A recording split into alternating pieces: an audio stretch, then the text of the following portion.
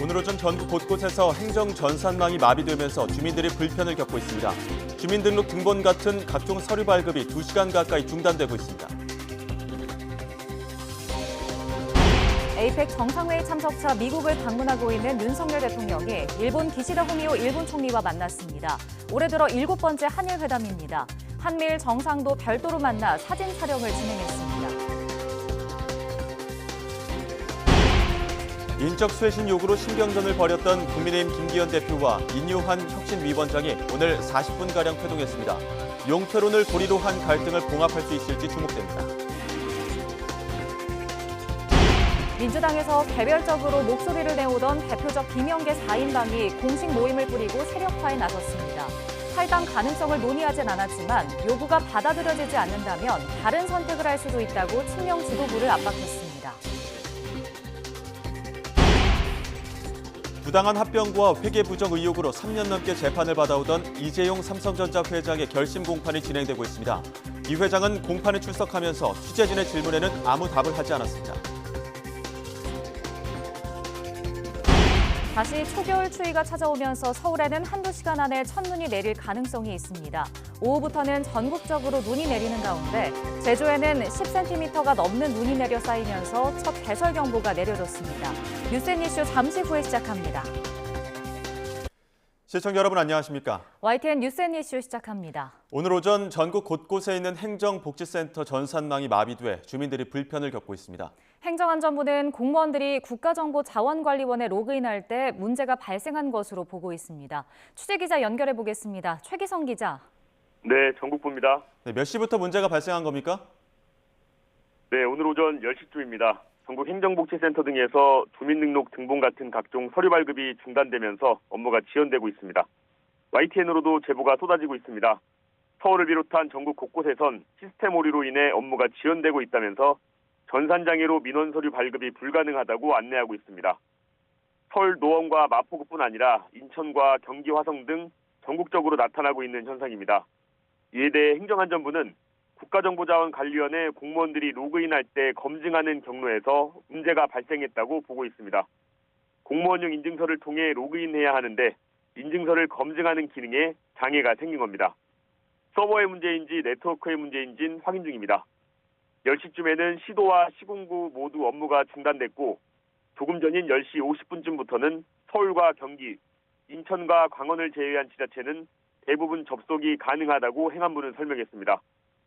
외부 공격으로 장애가 발생했느냐는 질문에는 해킹 문제는 아닌 걸로 알고 있다고 행안부는 답했습니다. 지금까지 전국부에서 전해드렸습니다. 네, 전해드린 것처럼 오늘 오전 전국 지자체 공무원들이 사용하는 행정 전산망에서 인증 문제 오류가 생겨 현장 민원 업무가 지연되고 있습니다. YTN에도 관련 제보가 이어졌는데요. 급한 서류를 떼러왔다가 발이 묶인 시민들의 목소리를 들어보겠습니다. 자동차 매도용 인감증명을 떼러 갔는데 이게 지금 오늘 중으로 해결을 해야 되는데 그게 지금 난감해가지고 아침에 문 열기 전에 업무 시작 전에 업무 지장이 있을 것 같아가지고 10분 전에 도착을 해서 기다렸는데 이제 첫 번째로 이제 접수를 하려고 했는데 안 된다고 그러더라고요. 저 말고도 보니까 아파트 계약 때문에 오신 분도 난감해 하더라고요. 인감을 떼어서 계약을 작성을 해야 되는데 어떤 분은 따님 같은데 월세 계약을 하려고 뭐 지방에서 온 것 같더라고요. 또 그것도 난감해 하시더라고 부모님이. 인감증명서 발급으로 운정행복센터에 9시에 방문했어요. 제가 대기번호가 한 5번 정도 됐었는데 1번, 2번에서 안 지나가더라고요. 한 5분 지났나? 상황에서 이제 전환이 안 된다고 계속 구두로만 말씀을 하시다가 서류를 붙이시더라고요. 뭐 인감증명서뿐만이 아니라 다른 민원 발급 서류 그런 것 때문에 대기번호가 한 12명까지 기다리다가 다들 나가셨어요. 막 급하다고 막 하시는 분들도 계셨어요? 그렇죠. 이제 은행 서류라든지 그런 것들.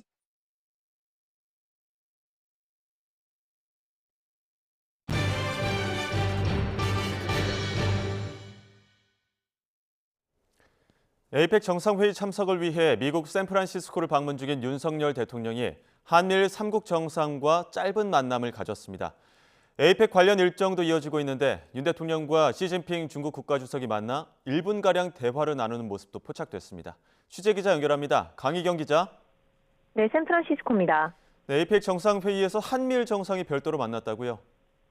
네, 조금 전 윤석열 대통령과 조 바이든 미국 대통령, 기시다 후미오 일본 총리가 에이펙을 계기로 재회했습니다. 한미일 정상이 따로 모인 건 석 달 만인데 많은 나라 정상이 모이는 다자 외교 특성상 대화를 나누진 않고 짧은 기념 촬영만 가졌습니다. 이에 앞서 오늘 새벽에는 한일 정상회담이 열렸습니다.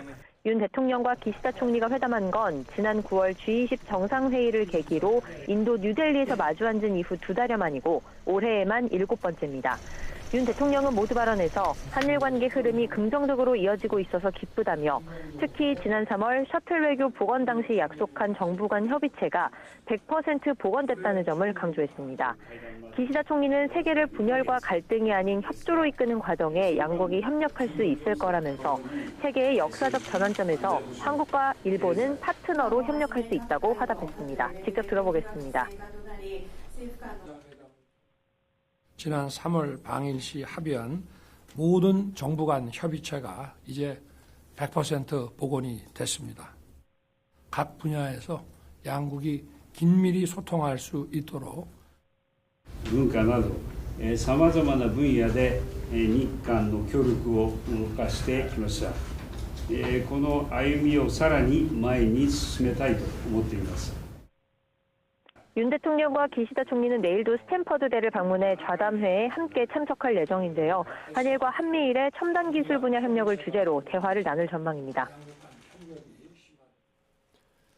네, 윤 대통령 오늘 다른 일정도 이어지고 있는데 시진핑 중국 국가주석도 짧게 만났죠? 네, 오늘 에이펙의 본격적인 일정이 이루어졌는데 첫 번째 정상회의 세션에 앞서 각 나라 정상들의 기념 촬영 시간이 있었습니다. 윤 대통령과 바이든 미국 대통령, 기시다 일본 총리와 시진핑 중국 국가주석 등이 모두 한자리에 모였는데요. 다만 촬영만 이루어진 자리여서 여기서는 별도로 대화를 나누는 모습이 공개되진 않았습니다. 그러나 이어진 에이펙 정상회의 첫 세션에서 윤 대통령과 시진핑 주석이 만나는 모습이 포착됐습니다. 회의장에서 윤 대통령이 먼저 악수를 건넸고 시진핑 주석도 웃으며 화답했습니다. 두 정상은 1분가량 대화를 나눴습니다. 한중 정상회담 개최는 막판까지 조율 중인 것으로 알려졌는데 짧은 대화에 이어 두 정상이 1년 만에 마주하는 자리가 마련될지 주목됩니다. 에이펙 첫 세션 뒤 윤 대통령은 미국 주도 협의체인 인도 태평양 경제 프레임워크 IPF 2차 정상회의에 참석해 에너지 안보 협력 등을 논의했고 정상 만찬 등 늦은 저녁까지 일정을 소화할 예정입니다. 지금까지 샌프란시스코에서 YTN 강희경입니다. 최근 혁신 위발 인적 쇄신 요구를 놓고 신경전을 벌였던 국민의힘 김기현 대표와 인요한 혁신위원장이 오늘 만났습니다. 내부 갈등이 격화되는 것에 대한 당 안팎의 우려를 의식한 것으로 보이는데요. 어떤 이야기들이 오갔는지 국회 취재기자 연결해 들어보겠습니다. 박광렬 기자. 네, 국회입니다. 네, 여당 대표와 혁신위원장의 만남이 성사됐는데 관련 내용 전해주시죠. 네, 최근 신경전이 고조된 김기현 대표와 인요한 위원장이 당사에서 전격 회동을 진행했습니다. 이 혁신위 활동 개시 이후 공식적으로는 첫 만남이었는데요. 이 취재진 앞에서 짧은 인사를 나누기도 했습니다. 직접 들어보시죠. 힘드시죠? 아유, 뭐 살아 있습니다. 아주 대단하세요. 네, 관심은 이 최근 용태론과 관련해 불거진 이 충돌 양상을 수습할지 여부였는데요. 이 회동 뒤 브리핑에서 박정아 국민의힘 수석 대변인은 인 위원장이 이 당과 정치의 발전을 위해 고통스러운 쓴소리라도 혁신적으로 계속 건의하겠다고 말했다고 전했습니다. 이에 김 대표가 앞으로도 가감없는 의견과 아이디어를 전달해 주길 바란다고 화답했다고 덧붙였는데요. 다만 최근 이른바 이 윤심 발언과 이 지도부 친윤 용태론에 대한 이야기는 없었다고 선을 그었습니다. 이 안건 수용에 대한 혁신위 내부의 일부 불만의 목소리에 대한 언급도 있었습니다. 들어보시죠. 혁신위에서 의견한 안건이라든지 이런 부분과 관련해서 좀 더 적극적으로 그리고 좀 더 신속하게 당에서 좀 받아들여졌으면 좋겠다. 이런 취지의 뉘앙스의 말씀에 전달도 있었습니다. 인적 쇄신 요구에 대한 결단을 미루고 이 혁신위를 흔들 경우 조기 해산밖에 답이 없다는 반발까지 나오는 상황에서 이 두 사람의 회동은 약 40여 분간 진행됐습니다. 네, 민주당 역시 당 주류 인적 쇄신을 둘러싼 내용이 이어지고 있죠. 네, 그렇습니다. 그동안 개별적으로 목소리를 내오던 대표적 비명계 4인방이 공식 모임을 꾸리고 세력화에 나섰습니다. 이재명 방탄과 강성 팬덤 정치, 개딸과의 결별을 촉구하며 친명 주류의 대립각을 세운 건데요. 탈당 가능성에 대해서는 논의하지 않았다고 답했지만 자신들의 요구가 받아들여지지 않는다면 다른 선택을 할 수 있다면 여지를 남기기도 했습니다. 이 대표 험지 출마 요구 등 기득권 내려놓기 압박 강도도 높일 기세인데 이 대표는 여전히 말을 아끼고 있습니다. 다만 친명계를 중심으로 탈당을 위한 준비 단계라거나 먹물들의 탁상 공론일 뿐이라는 맞대응도 나오고 있습니다. 또 내년 총선에서 이재명 대표의 역할론 등을 부각하며 이 공세에 밀리지 않겠다는 뜻도 분명히 했습니다. 본격적인 총선 체제를 앞두고 비명계가 세력화에 나선 가운데 이 지도부 험지 출마 등을 둘러싼 갈등은 쉽사리 사그라지지 않을 거라는 전망이 나옵니다. 지금까지 국회에서 YTN 박홍렬입니다. 검찰이 삼성그룹 부당합병과 회계부정 관련 혐의 등으로 재판에 넘겨진 이재용 삼성전자 회장에 대해 징역 5년의 중형을 구형했습니다. 검찰은 오늘 서울중앙지방법원에서 열린 이 회장 등의 자본시장법 위반 혐의 사건 1심 결심 공판에서 이 회장에게 징역 5년과 벌금 5억 원을 선고해달라고 재판부에 요청했습니다. 검찰은 이 회장 등이 승계를 위해 자본시장 근간을 훼손하고 삼성식 반칙의 초격차를 보여줬다고 강조하며 엄벌 필요성을 강조했습니다. 검찰이 구형이 끝나면서 변호인들의 최후 변론과 이 회장, 최지성 전 삼성전자 미래전략실장, 장충기 전 미래전략실장 차장 등 피고인들의 최후 진술이 이어질 예정입니다. 이 자리에서 그동안 관련 혐의를 부인해온 이재용 회장은 무죄를 호소할 것으로 보입니다. 하지만 관련 수사 기록이 19만 쪽에 달할 정도로 내용이 방대하고 피고인 수도 많아 선고는 빨라도 내년 초에나 이루어질 전망입니다. 이 회장은 제일모직과 삼성물산 합병 과정에서 그룹 지배력을 높이기 위해 제일모직 주가를 의도적으로 높이고 삼성물산 주가는 낮춘 혐의 등으로 기소돼 3년 넘게 재판을 받아왔습니다. 또 제일모직 자회사인 삼성바이오로직스에 대한 분식 회계를 한 혐의도 받고 있습니다. 관련 내용 긴급 속보 다시 한번 전해드리도록 하겠습니다. 검찰이 삼성그룹 부당합병과 회계부정 관련 혐의 등으로 재판에 넘겨진 이재용 삼성전자 회장에 대해 징역 5년의 중형을 구형했습니다. 검찰은 오늘 서울중앙지방법원에서 열린 이 회장 등의 자본시장법 위반 혐의 사건 1심 결심 공판에서 이 회장에게 징역 5년과 벌금 5억 원을 선고해달라고 재판부에 요청했습니다. 검찰은 이 회장 등이 승계를 위해 자본시장 근간을 훼손하고 삼성식 반칙의 초격차를 보여줬다고 강조하며 엄벌 필요성을 강조했습니다.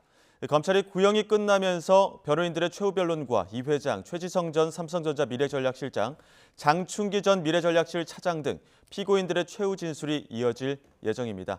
이 자리에서 그동안 관련 혐의를 부인해온 이재용 회장은 무죄를 호소할 것으로 보이는데요. 오늘 결심 공판에 출석했던 이 회장의 모습, 취재진 질문엔 아무런 답도 하지 않았는데 직접 한번 보시겠습니다. 결심까지 3년 넘게 걸렸습니다. 소감 한 말씀 부탁드립니다. 최후 진술에서 어떤 말씀하실 건가요?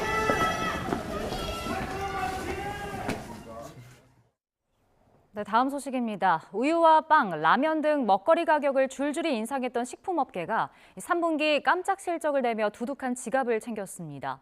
국제 곡물 가격은 최대 50%나 떨어졌는데 인하된 가격을 반영하지 않거나 오히려 용량을 줄여 파는 꼼수 인상으로 고물가를 부채질한다는 비판도 나오고 있습니다. 보도에 홍상희 기자입니다. 3분기 국내 식품업계의 실적은 말 그대로 어닝 서프라이즈였습니다. 3분기 빙그레 영업이익은 654억 원으로 지난해 같은 기간보다 153.9%나 늘었고 삼양식품과 농심도 100% 이상 증가한 영업이익을 챙겼습니다. 오뚜기와 메일유업, 풀무원, 대상 역시 50% 이상 급증한 실적을 냈습니다. 글로벌 경제 위기 속 호실적을 만들어냈지만 이들을 바라보는 소비자들의 시선은 곱지 않습니다. 식품업계는 지난해 러시아, 우크라이나 전쟁 여파로 국제 곡물 가격이 급등하자 우유와 아이스크림, 라면, 과자, 빵 가격을 줄줄이 인상했습니다. 지난해 5월 정점을 찍은 국제 곡물 가격은 점차 하락세로 돌아서 지난 3일 시카고 상품거래소 선물시장에서 밀 가격은 50%, 파미와 옥수수 가격도 40% 안팎으로 떨어졌습니다. 하지만 한 번 오른 식품 가격은 정부가 개입한 라면 등을 제외하고는 조정되지 않았고 오히려 중량을 줄이는 꼼수 판매까지 등장했습니다. 소비자 단체들은 기업의 이윤 추구가 오히려 물가 상승을 가져온다는 이른바 그리드플레이션의 전형적인 행태라고 꼬집습니다. 기업들이 이제 원재료 가격 상승을 이유로 이제 제품 가격을 이제 인상하는데 또 원재료 비용이 하락했을 때 제품 가격을 내리는 경우는 거의 드뭅니다. 기본적으로 먹어야 되는 이렇게 뭐 우유나 빵 같은 이런 것들이 가격이 계속 올리게 되면 사실 취약에 있는 계층들에게 가장 큰 타격이 오기 때문에 식품업계는 3분기 영업이익 흑자가 대부분 수출 증가 덕분이라며 일부 품목을 제외한 다른 원재료와 인건비 가격은 오르고 있다는 입장입니다. 지난 14일 대형마트를 직접 찾은 추경호 부총리 겸 기획재정부 장관은 식품업계의 꼼수 인상을 정조준해 공정거래위원회와 대책을 논의하겠다며 압박수위를 높였습니다. YTN 홍상입니다. 제품 가격은 올리지 않고 양을 줄여 판매하는 이른바 슈링크플레이션 문제에 대해 정부가 본격적인 실태 조사에 착수했습니다.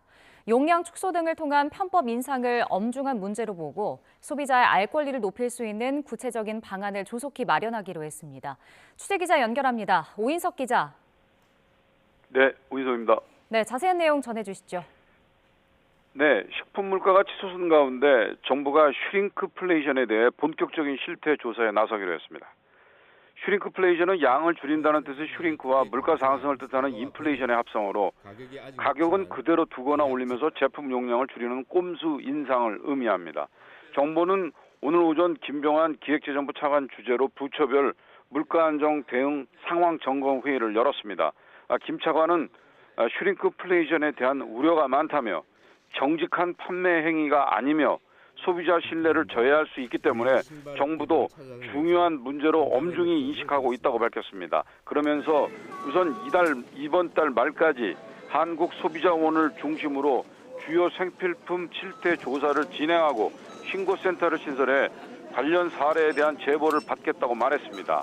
실태 조사를 바탕으로 소비자의 알 권리를 높일 수 있는 구체적인 방안을 조속히 마련해 나갈 계획이라고 강조했습니다. 앞서 지난 14일 추경호 경제부총리도 슈링크플레이션 논란에 대해 가격과 함량, 중량 표시가 정확히 돼야 하고 정확지 않으면 현행 법규에 따라 엄정하게 제재받아야 한다고 말했습니다. 정부는 이번 달부터 본격적으로 범부처 특별 물가 안정 체제를 가동하면서 현장을 점검하고 물가 안정에 총력을 기울이고 있지만 아직 물가 수준이 높고 중동 사태와 이상기후 등 불확실성이 남아있는 상태입니다. 네, 이를 반영해서 IMF가 올해 물가 상승률 전망치를 올렸는데요. 0.2%포인트 올린 겁니까? 그렇습니다. 국제통화기금 IMF가 올해 물가 상승률 전망치를 3.6%, 내년은 2.4%로 각각 상향했습니다. 기획재정부에 따르면 IMF는 2023년 한국연료협의 보고서를 발표했습니다. IMF는 이번 보고서에서 올해 한국의 물가 상승률을 3.6%로 예상했습니다. 이는 지난 10월 세계 경제 전망에서 제시한 3.4%보다 0.2%포인트 높은 겁니다. 내년 물가 상승률 전망치도 최근 고유가 상황 등을 반영해 종전 2.3%에서 2.4%로 0.1%포인트 상향 조정했습니다. IMF는 물가 상승세가 지속 둔화해 내년 말에는 한은의 물가 안정 목표인 2%를 달성할 것으로 예상하면서 상당 기간 고금리 기조를 유지해야 한다고 권고했습니다. 물가 안정을 위해서는 섣부른 통화정책 완화는 지양해야 한다고 제언한 겁니다. 한국 성장률은 올해 1.4%, 내년 2.2%로 지난 10월 내놓았던 전망치를 유지했습니다. 지금까지 기획재정부에서 전해드렸습니다. 제주 산간에 올가을 첫 대설경보가 내려진 가운데 서울에서도 올가을 첫눈이 관측됐습니다. 눈은 오후에 전국 대부분으로 확대하겠고 밤사이 기온은 더 떨어질 것으로 보여 퇴근길 미끄럼 사고가 우려됩니다. 취재기자 연결해서 눈과 추위 전망 알아보겠습니다. 김민경 기자. 네, 김민경입니다. 네, 서울에도 첫눈이 관측됐다고요? 네, 그렇습니다. 서해안과 제주도에 이어 서울에서도 조금 전 첫눈이 관측됐습니다. 보통 첫눈 관측은 눈이 날리거나 비와 눈이 섞여 내리기만 해도 첫눈으로 기록됩니다. 올해 서울의 첫눈은 지난해보다 12일, 예년보다 3일이나 빨랐습니다. 이 밖에 제주 산간에는 대설경보가, 충남 보령에는 대설주의보가 발령 중입니다. 대설경보는 올가을 들어 처음으로 내려진 건데요. 제주 삼각봉에 17cm, 서귀포 한라산 남벽에도 13.9cm의 많은 눈이 내렸기 때문입니다. YTN 재난 시스템 이다스 화면으로 실시간 눈 상황 확인해 보겠습니다. 먼저 한라산 초입인 제주 영실입니다. 지금은 눈이 다소 녹았지만 건물 지붕과 잔디 부근은 여전히 새하얀 눈으로 덮여 있습니다. 이 눈뿐만 아니라 깃발이 펄럭일 정도로 바람도 강하게 불고 있는 걸 볼 수 있습니다. 다음은 전북 무주 덕유산 설천봉입니다. 많은 눈으로 산 정상이 온통 눈으로 하얗게 덮여 장관을 이루고 있습니다. 이 서해상에서 만들어진 눈구름이 산간 지역뿐만 아니라 내륙에도 점차 들어오겠는데요.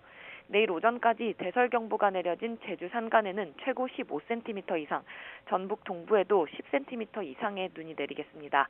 수도권을 포함한 내륙 곳곳에도 1에서 많게는 7cm가량의 눈이 내릴 걸로 보입니다. 특히 내린 눈이 쌓이거나 얼면서 빙판길이 나타나는 곳이 있을 걸로 보여 퇴근길에는 미끄럼 사고에 각별한 주의가 필요합니다. 네, 오늘 아침에도 날이 무척 추웠는데 내일은 더 추워진다고요? 네, 그렇습니다. 오늘 아침 강원도 설악산은 영하 11.8도를 기록했고 경기 파주 영하 2.8도, 서울도 0.6도로 전국 대부분 지역이 어제보다 5에서 10도가량 뚝 떨어졌습니다. 북서쪽 상공에서 영하 40도에 달하는 강한 한기가 내려왔기 때문인데요. 특히 찬바람이 강하게 불면서 체감온도는 더 낮아 춥겠습니다. 이에 따라 경북 내륙에는 오늘 밤 9시부터 한파주의보도 내려졌습니다. 내일은 오늘보다 기온이 더 떨어지겠는데요. 내일 아침 강원도 대관령이 영하 10도, 경기 파주 영하 7도, 서울도 영하 4도로 올가을 최저기온을 기록할 걸로 보입니다. 이번 추위는 내일 절정에 달한 뒤 모레부터 점차 누그러질 전망입니다. 지금까지 문화생활과학부에서 YTN 김민경입니다.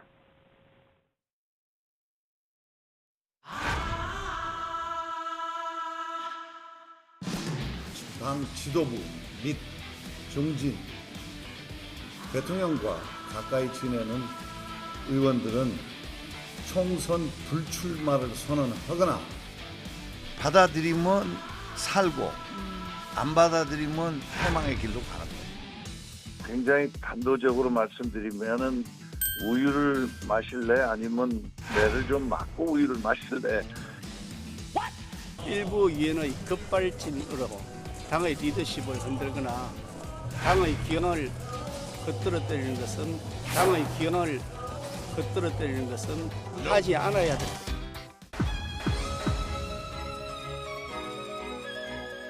대통령 직접으로 연락 온 건 아니고요. 돌아서 온 말씀이 그냥 소신껏 생각껏 맡아서 임무를 좀 끝까지 그렇게 우리가 필요한 거를 그냥 거침없이 해라. 우리가 필요한 거를 그냥 거침없이 해라. 이런 신호가 와서요. 당무에 개입하지 않고 있는 대통령을 당내 문제와 관련돼서 언급하는 것은 바람직하지 않다고 생각합니다. 하실지도 궁금하거든요. 당대표의 처신은 당대표가 알아서 결단할 것입니다. 그래서 계속 거부하고 받아들이지 않으면 혁신위를 해체하는 것뿐이 더 있겠느냐.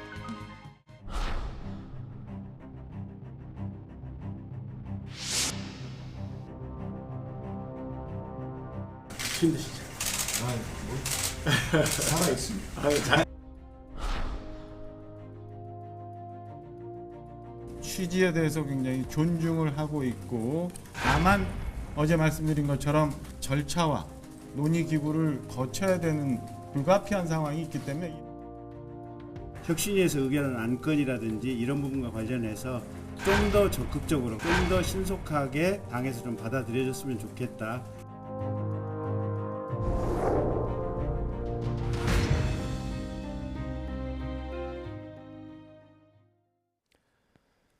오늘의 정치권 이슈 김근식 국민의힘 송파병 당협위원장, 복귀왕 더불어민주당 아산갑 지역위원장 두 분과 짚어보겠습니다. 어서 오십시오. 안녕하세요.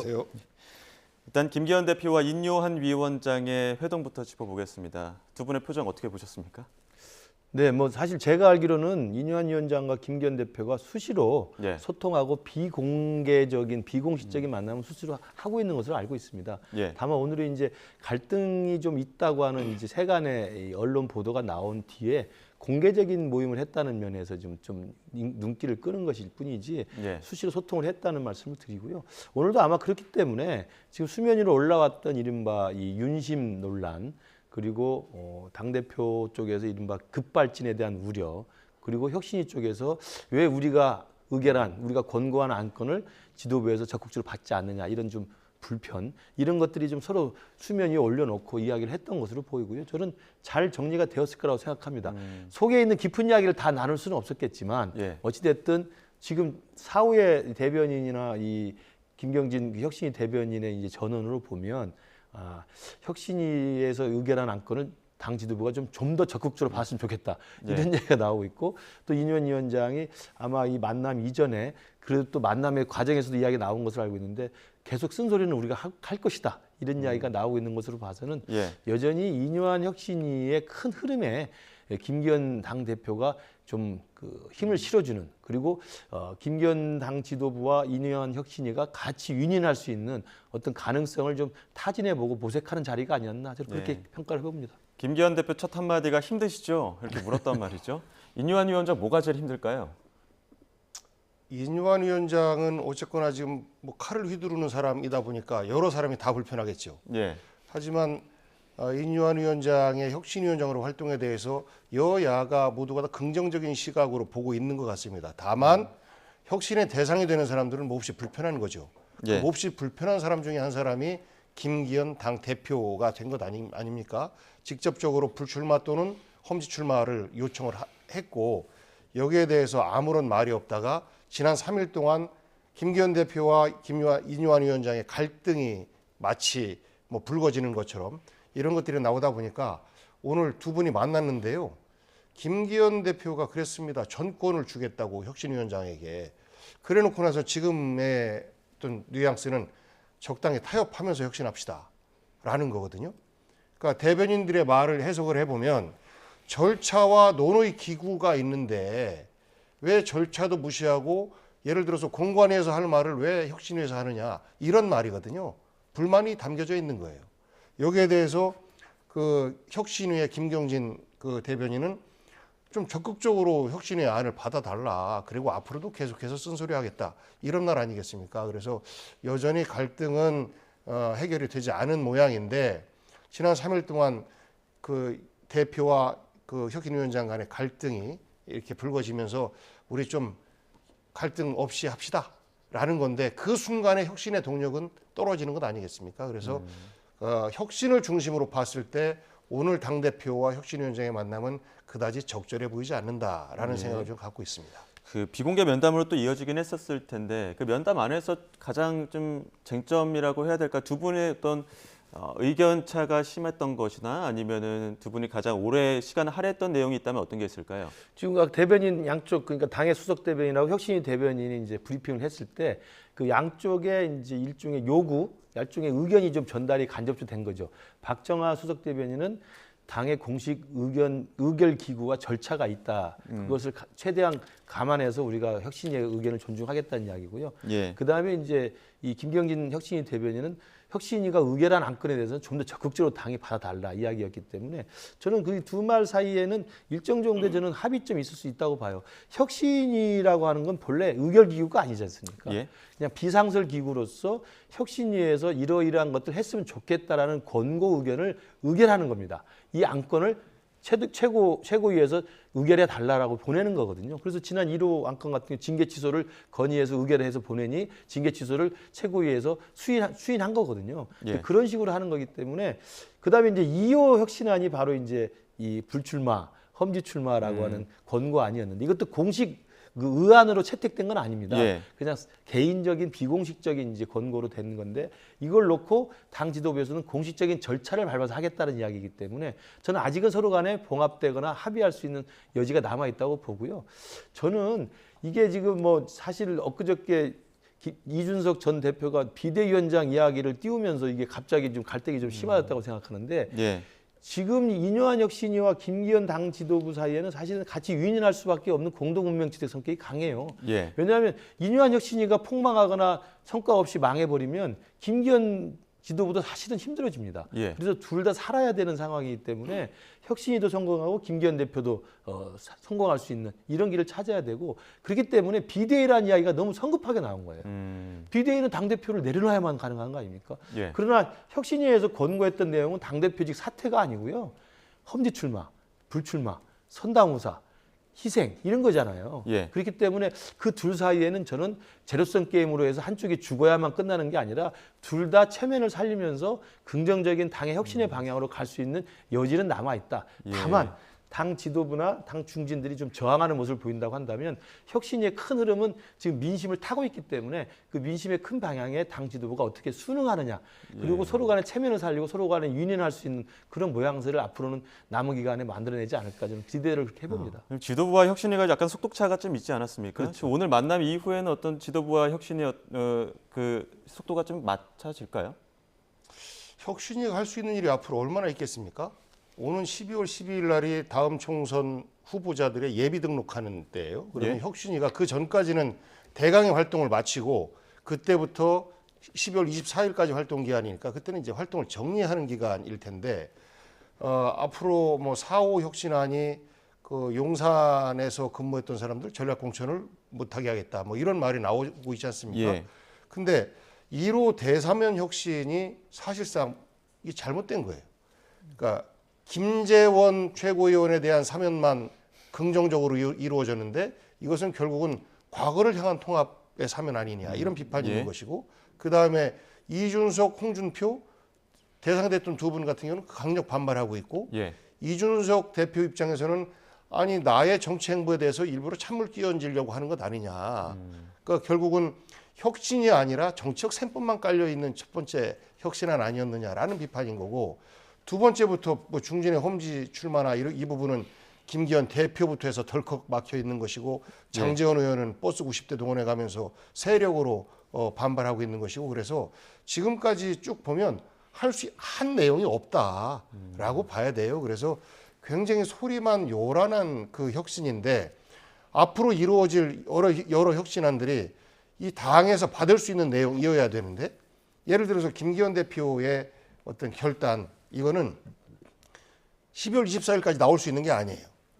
그러니까 혁신 공천의 최고조에 다른 그 시점쯤에서 저는 서울로 하겠습니다 혹은 불출마하겠습니다 해야 되는데 그 혁신위의 결과는 12월 24일까지 활동 시한 동안 어떤 결과들을 냈느냐라고 평가를 받는 것이라 저는 그 혁신위 활동 기간 동안 앞으로 추가적인 어떤 긍정적인 결과물을 내오기에는 굉장히 좀 무리가 있어 보인다라고 생각합니다. 지금 첫 단추부터 좀 제대로 깨어지지 못한 측면이 있다는 분석해 주셨는데 그러다 보니까 지금 혁신위 측에서도 이렇게 받아들여야 어떤 이 혁신안이 완결이 되는 건데 계속 뭔가 좀 엇박자가 나다 보니까 4.5 혁신안 내면 소용이 있을 것이냐 이런 회의론적인 이야기가 나오는 것 같거든요. 그렇습니다. 이제 3.5 혁신안까지는 이제 나와 있고요. 4.5 혁신안을 이제 또 후속타로 내놔야 되는데 지금 단장 2.5 혁신안과 3.5 혁신안에 대해서는 지금 당 최고위에 올려놓은 상태입니다만 의결 절차를 지금 아직 안 밟고 있어요. 그렇기 때문에 아마 그렇다면 굳이 4.5 혁신안을 굳이 또 낼 필요가 있느냐? 아니면 지금 김기현 대표 체제와 이제 혁신위 체제가 일종의 이제 힘겨루기를 한다면 힘겨루기 차원에서 우리가 조금 벼랑 끝 전술 비슷하게 이 상황을 좀 몰고 가는 것이 낫지 않겠느냐는 내부의 논의도 있는 것으로 알고 있습니다. 그러나 아마 오늘 두 분이 만나서 일정 정도의 제가 아까 말씀드린 유인할 수 있는 같이 공동운명체로서 같이 서로 간의 체면을 살리면서 당이 긍정적인 방향으로 갈 수 있는 일정 정도의 어떤 방향성에 합의를 했다고 한다면 저는 혁신위 활동도 쭉 유지가 될 수 있을 것으로 보고요.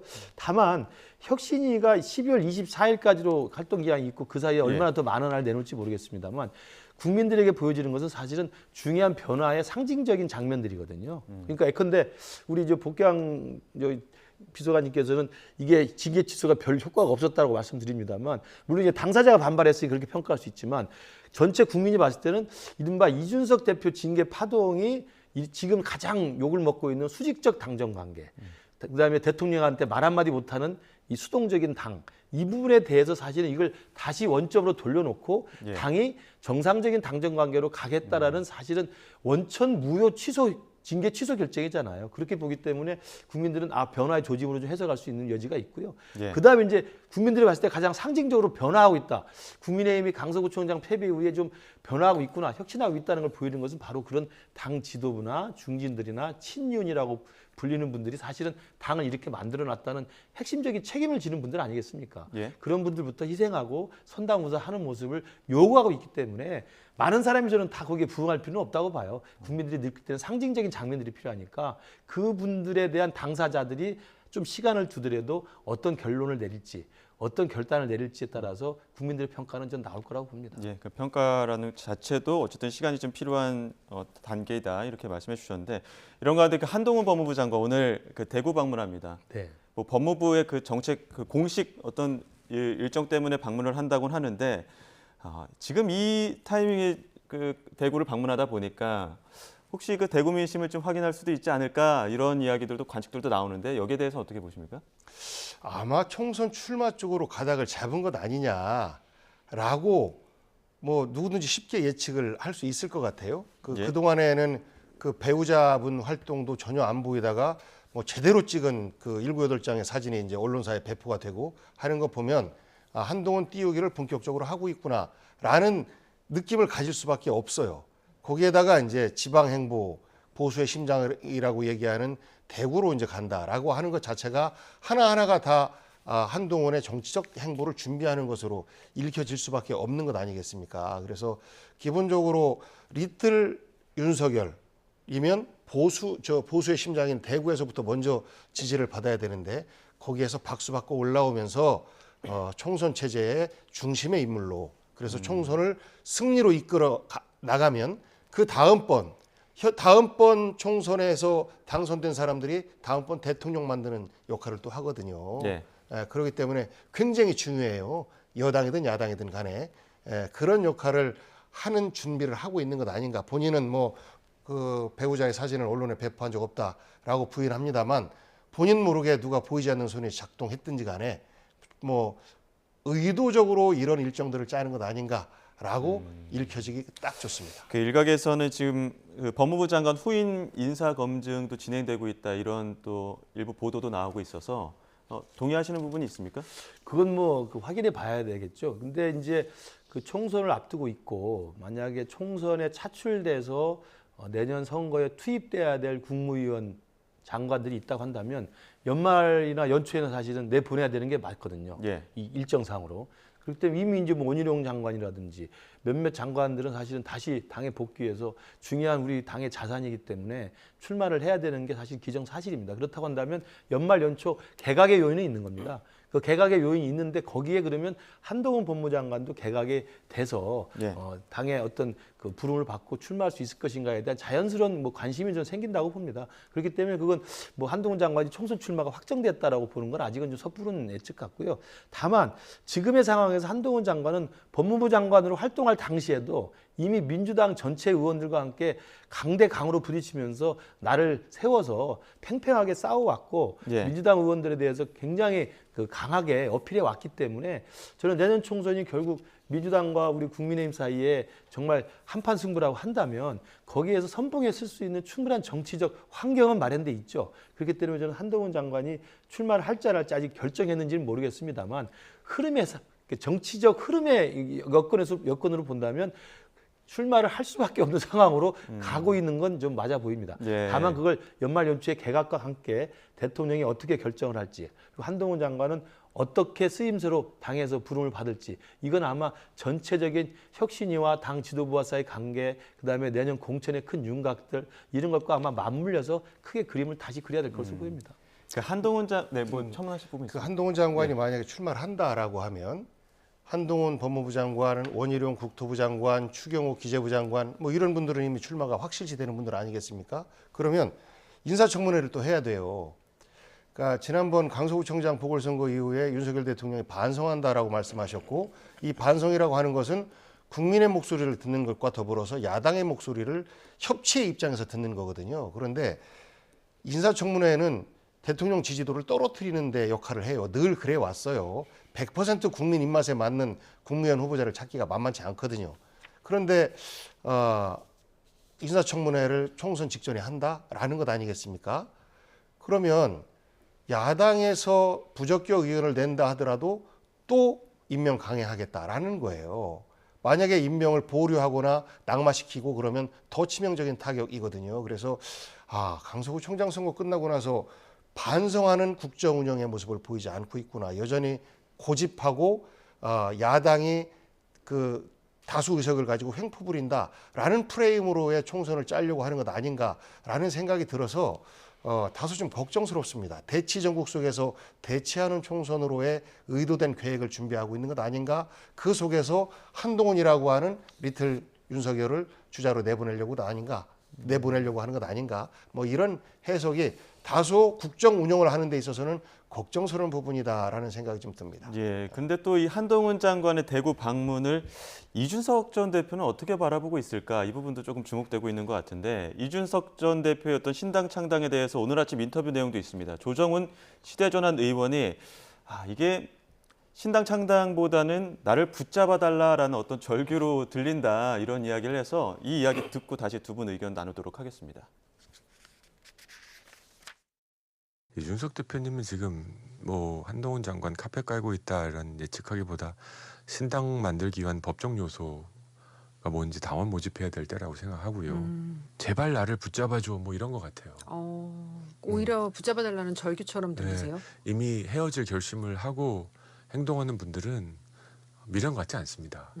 그리고 떠난 집에 대해서 논의하지 않고 어떻게 하면 내가 새로운 삶을 살까. 신당 쉬운 거 아니거든요. 또 민주당 측 일각에서는 이준석 전 대표가 늑대 소년이 돼가고 있다. 그러니까 결국에는 헤어질 결심을 하지 않았다. 돌아갈 것이다. 컴백할 것이다. 이런 분석들 내놓고 있는데 여기에 대해서는 어떻게 생각하십니까? 저는 그동안 이준석 대표가 뱉은 말 그리고 말의 성찬 이런 걸 봤을 때는 다시 붙잡아 준다고 해도 다시 눌러앉기는 너무 좀 선을 많이 나간 게 아닌가 생각이 들어요. 이미 신당론으로 한 2, 3주 계속 언론에서 스포트라이트를 받았고 신당뿐만 아니라 대구 출마부터 시작해서 또 비명계와 접촉하고 있다. 또 금태섭 전 의원과 만나서 회동을 하고요. 그리고 뭐 정의당 쪽 인사랑 만나고 있다. 이미 그런 부분에 그냥 막 아무 말 대잔치인지 모르겠습니다만 굉장히 많은 이야기를 이미 많이 저질러 놨기 때문에 물론 우리 당의 입장에서야 지금이라도 이념한 혁신위가 성공을 하고 당이 거듭난다는 전제 조건 하에서 이준석 대표가 다시 당으로 돌아와서 노원병에서 열심히 당을 위해서 한 석이라도 얻을 수 있도록 살신성의 자세를 보여주기를 저도 기대합니다만은 최근 2, 3주 동안 이준석 신당론이라는 이 애드벌론 속에서 이준석 대표가 방송 인터뷰나 기자 인터뷰를 통해서 뱉은 말들이 너무 저는 많이 나갔다. 과하게 나갔다는 생각이 들어서 돌이키기 좀 힘든 돌아올 수 없는 다리를 건너지 않았냐는 생각이 개인적으로 들고요. 그러나 조정훈 의원의 그 분석과 판단을 저도 동의합니다. 그러나 나가서 신당을 차리기는 지금 제가 볼 때 너무 요란한 빈수레가 돼버렸어요. 그러니까 그 소문난 잔치에 먹을 게 없게 됐다고 사실 많은 얘기를 뱉어냈습니다만 지금 실제로 신당을 할 거면요. 저런 식의 인터뷰만 하고 다녀서는 안 됩니다. 실제로 사람을 만나야 되고 모아야 되고 또 발로 뛰고 몸으로 뛰는 것이지 입으로 하는 신당이 아니거든요. 그리고 또 하나 지금 신당을 하기 위해서 많은 사람들과 접촉하고 있다고 합니다만 그 접촉하고 있는 분들 사이에 이준석 대표와 같이 할 수 있는 그 세력과 인사가 끝까지 이준석 대표를 신뢰하고 같이 갈 수 있는 사람이 저는 많지 않다고 봅니다. 심지어 금태섭 의원마저도 제3지대 신당을 이야기하고 준비하고 있습니다만 이준석 대표가 추구하고 있는 지금 신당이라는 이 애드벌룬은 뭡니까? 반윤이라는 오로지 복수 정신에만 기반하고 있는 신당이지 않습니까? 그럼 반윤 보복정당, 반윤 복수정당에 그 어떤 비명계, 어떤 제3지대 사람이 그 좋습니다 하고 오겠습니까? 제가 볼 때는 그래서 빈수레가 요란한 지금 모양새가 됐다 이렇게 생각합니다. 말씀하신 것처럼 이렇게 신당 창당하려면 뭐 최소 2달 이상 걸리고 당원도 모집해야 되는데 지금 D-Day로 따지면 한 달 조금 더 남았습니다. 이준석 전 대표가 이걸 모르지 않을 텐데요. 조정훈 의원이 점잖은 목소리로 굉장히 잔인하게 공격을 하네요. 신당 창당하는 거 지난번에 안철수 의원 같은 경우에 한 달 만에 다 했습니다. 정치 세력 있는 사람들은 가능해요. 그리고 그 이준석 대표가 페이스북이나 이런 걸 통해서 지난번 대표 경선 때 천하용인을 도와줬던 분들 네트워크를 짭시다. 뭐 이런 말들을 이미 그 전에 했었어요. 그러면 실질적으로 준비는 하고 있다. 그리고 새로운 신당 창당뿐만 아니라 금태섭 대표가 있고 또 양향자 의원도 있고 이미 만들어진 플랫폼을 그대로 이용하는 것 이런 것들도 얼마든지 뭐 있기 때문에 시기의 문제는 아닌 것 같아요. 그리고 사람 당원들을 모집하고 이런 문제는 아닌 것 같아요. 그러니까 앞으로 이제 얼마 남지 않았다라고 하는 것은 공식 선언을 하는 것. 그렇게 되면 뭐 새로 만들어도 한 달 안에 다 가능한 거기 때문에 충분히 뭐 일정상으로는 3월 초까지만 하면 다음 총선에서 충분히 자기 역할을 할 수 있는 정당이 될 수 있거든요. 그래서 기술과 일정의 문제는 아니고 이준석 대표가 과연 내가 대한 보수로서의 헤게모니를 쥘 수 있는지에 대한 판단을 하고 있다라고 저는 느껴져요. 그리고 그 대구에 가서 승부 보겠다라고 하는 말을 하는 것은 그야말로 보수의 그 대표 자리를 두고 윤석열 대통령과 정면 승부하겠다라는 말이거든요. 이것을 위해서 좀 더 고민하는 모습 아닌가. 하지만 이미 후퇴하기에는 너무 늦었고 지금은 유승민 의원을 비롯해서 범보수 진영, 그러니까 윤석열 대통령의 일종의 뉴라이트식의 보수가 아니고 그러니까 최소한 홍범도 장군 흉상 이전에 대해서 반대 목소리를 내는 보수 진영들을 대변하는 그러한 보수의 대표로서의 정당 이런 것들을 꿈꾸기 위해서 조금 더 좀 뜸을 들이는 것 아닌가 저는 그렇게 해석합니다. 마지막으로 민주당 이야기 짧게 해보겠습니다. 지금 원칙과 상식, 당내 변화가 없으면 결단 내리겠다 이렇게 하다 보니까 탈당 가능성 시사한 것 아니냐 그랬었는데 아침에 윤영찬 의원은 그거 너무 나간 이야기다라고 이야기를 했거든요. 당내 변화를 시도할 수 있을 것인지 혹은 결단이라고 하는 그 카드가 탈당 이외에 어떤 카드가 있는지도 좀 답변해 주시죠. 탈당 아니면 불출마겠죠. 그러면 본인들에게 남는 정치적 자산이 뭐가 있겠습니까? 그러니까 대한민국의 민주주의를 위해서 또 민주당의 정당 민주화를 위해서 플러스 본인들의 정치적인 그 활동의 지속을 위해서 하는 것인데 탈당을 하고 나면 남는 게 아무것도 없어요. 이제 배신자 프레임이 씌우는 거죠.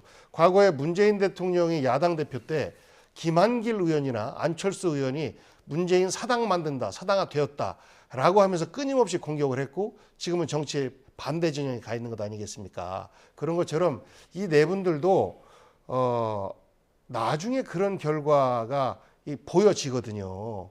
탈당을 한다라고 하면. 그렇기 때문에 그렇지 않을 것이라고 보고 그 가운데에서는 또 뭐 김종민 의원 같은 경우에는 민주주의적 자기 원칙과 소신이 강한 분이기 때문에 저는 그렇게 그 과거의 그 낡은 정치는 하지 않을 것이다 이렇게 기대를 하고 저는 이분들의 쓴소리가 민주당이 좀 약이 되었으면 하는 생각입니다. 그러면서 동시에 이분들이 민주당에게 내뱉는 쓴소리가 당의 어떤 자해가 되지 않는 이런 어떤 한계선을 넘지 않는 범위 내에서 말씀과 행동을 해주셨으면 하는 좀 바람을 가져옵니다.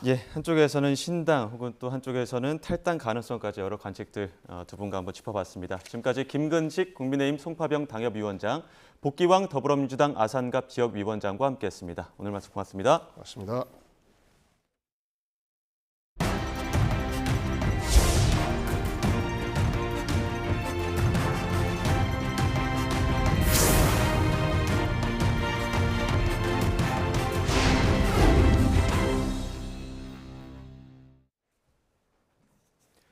국제유가가 5% 가까이 급락했습니다. 1배럴에 73달러 아래로 내려가면서 4달 만에 가장 낮은 수준을 기록했습니다. 경기 둔화로 원유 수요가 감소할 것이란 기대가 커졌기 때문입니다. 이종수 기자의 보도입니다. 지난달 이스라엘과 하마스전 발발 이후 멈출 줄 모르고 치솟은 국제유가. 이란이 가격 결정력이 높은 이슬람 국가들의 이스라엘의 석유 판매 금지를 촉구하면서 국제유가 100달러 재돌파 우려가 커지기까지 했습니다. صادرات هر گونه نفت به سمت اسرائیل و هر پروژه‌ای که بین کشور اسلامی با رژیم جدید اسرائیل وجود داشته باید فوراً متوقف بشه. 이렇던 국제유가가 두드러진 하락세로 돌아섰습니다. 현지 시간 16일 뉴욕 상업거래소에서 12월 인도분 서부 텍사스산 원유 선물 가격은 1배럴에 72달러 90센트로 전날에 비해 4.9% 하락했습니다. 런던 ICA 선물거래소에서 12월 인도분 브렌트유 선물도 4.6% 내려 1배럴에 77달러 42센트로 마감했습니다. 서부 텍사스산 원유와 브렌트유 가격 모두 지난 7월 6일 이후 4개월 만에 가장 낮은 수준을 기록했습니다. 여러 경기 지표가 보여주는 경기 둔화 우려로 원유 수요가 줄 것이란 전망이 커지고 있습니다. 미국은 지난달 소매 판매가 7개월 만에 처음으로 줄었습니다.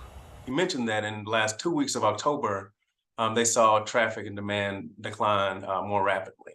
지난달 제조업 생산도 주춤한 것으로 나타났습니다. 여기에 뜨거웠던 고용시장도 조금씩 식고 있다는 데이터도 잇따르고 있습니다.